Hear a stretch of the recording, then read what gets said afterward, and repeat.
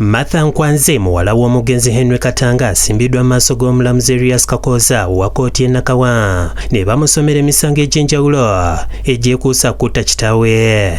Kino kiddiridde gyebuvuddeko omulamuzi ono okuyisa ekibaluwa kibakuntumye ku muwala ono asobola okuleetebwa mu kkooti abeekobya atebya ku by'okubuza obujulizi n'ebirala. Kkooti ebadde egenda mu maaso n'okumusomera emisango gy'okwekobaana n'okubuza obujulizi mu kufa kwa kitaawe. Oludda oluwaabi nga lukulembeddwamu Jonathan Muwaganya ne lutegeeza omulamuzi nga Nkwanze kkooti eno bw'erina okumusomera obusomezi emisango nga tasaanidde kubaako kyaddamu olw'obunene bw'omusango fayiro eno kweri, ate era fayiro mu kiseera kino yayitiddwa kkooti enkulu okuddamu okugyekennenya obulungi.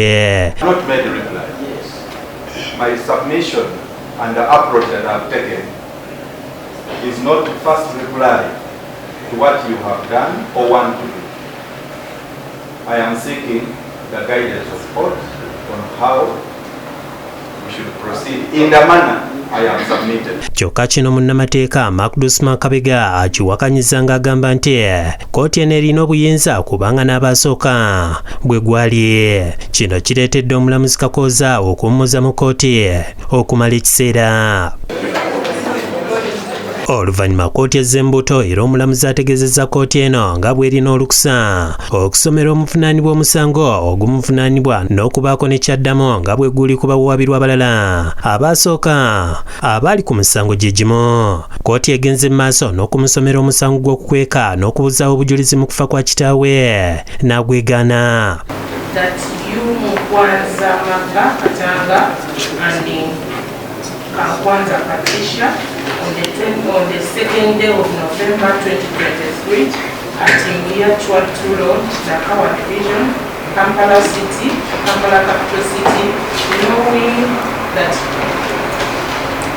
different things of this at the scene of crime may be required in evidence in a judicial proceeding.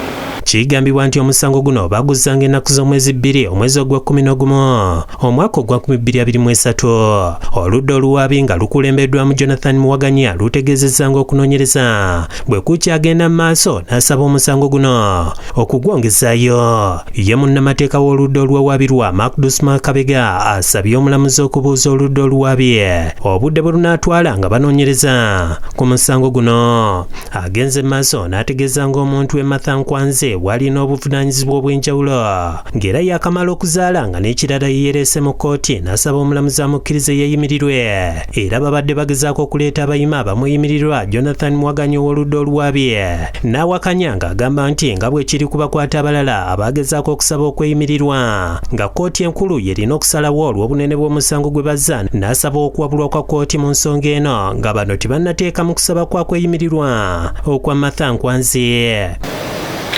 Maybe just about a month and a few days, and she has another child,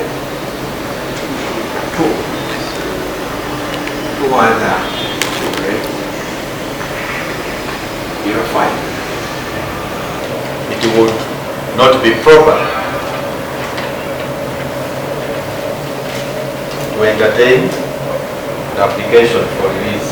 Omulamuzi alagidde Nkwanze okugira ng'atwalibwa ku alimanda mu kkomera e Luzira okutuusa ng'ennaku z'omwezi 22 omwezi guno omwaka guno, nga ku luno lwe banaasabira Nkwanze okweyimirirwa kuba ne fayiro ekyali ku kkooti enkulu yeekenneenyezebwa. Omusango guno guzingiramu abalala okuli Patricia Kakwanza, Charles Otai ne George Omanyire abasooka. Sefuma Joseph Innocent yakusakidde eggulire lino.